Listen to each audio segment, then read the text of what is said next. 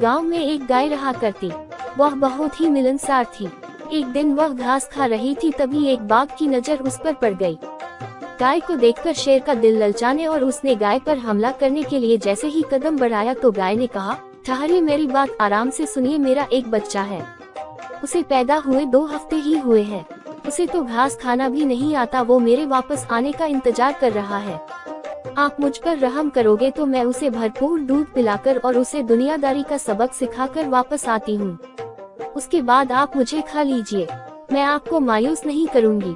बाघ, ये कैसी बात है? घर जाकर अपने बच्चे को दूध पिलाकर तुम वापस आओगी? मैं जंगल में जरूर रहता हूँ, लेकिन बेवकूफ नहीं हूँ। गाय, तुम मुझे गलत मत समझना, मैं कभी झूठ नहीं बोलती। एक बार वादा करने के बाद मैं उस पर कायम रहती हूँ। ये हकीकत है कि मौत किसी न किसी दिन आनी है, लेकिन मैं समझूंगी कि मौत का वक्त आ चुका है। मैं तुम्हारी भूख नहीं मिटा सकी तो क्या काम की। ये बात भी सच है कि मैं मौत से डरती नहीं। तुम मेरे मासूम बच्चे के बारे में सोचा? वैसे भी कल से उसे अपनी जिंदगी खुद जीनी है।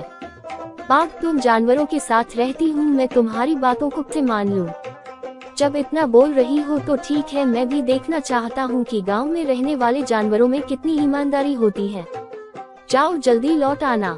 गाय फौरन वहाँ से चली गई। उसने अपने बच्चे को पेट भर दूध पिलाया और उसे बहुत प्यार किया और भरी हुई आवाज में कहने लगी, देखो बेटा, होशियारी से जिंदगी गुजारना, हर किसी के साथ अच्छी तरह से पेश आना, किसी से वादा करो तो जरूर निभाना। अपने बच्चे को अच्छी तरह समझाकर गाय अपने वादे को पूरा करने के लिए चल पड़ी। उधर गाय के इंतजार में बेचैन बाघ ने दूर से उसे आते देखा तो वो सोचने लगा, अरे ये गाय कितनी ईमानदार है, जो वादा किया तो उसे पूरा करने के लिए वापस आ रही है। अपनी जान से ज्यादा उसे अपना वादा याद है। ऐसी ईमानदार गाय को मारने से मुझे गुनाह तो जरूर होगा। गाय जब बाघ के पास पहुंची तो उसने कहा, तुम अजीब हो, तुमने वादे को पूरा करने के लिए तुम मेरे पास वापस आ गई।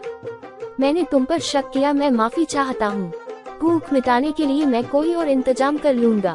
तुम वापस अपने बच्चे के पास चली जाओ। गाय खुशी खुशी घर चली गई और अपने बच्चे के साथ खुशी खुशी रहने लगी। दोस्तों, यदि आपको honest cow and the tiger story in Hindi कहानी पसंद आई हो तो आप इसे शेयर कर सकते हैं। कृपया अपने कमेंट के माध्यम से बताएं कि आपको honest cow story in Hindi कैसी लगी। नई पोस्ट की जानकारी के लिए कृपया सब्सक्राइब करें। धन्यवाद।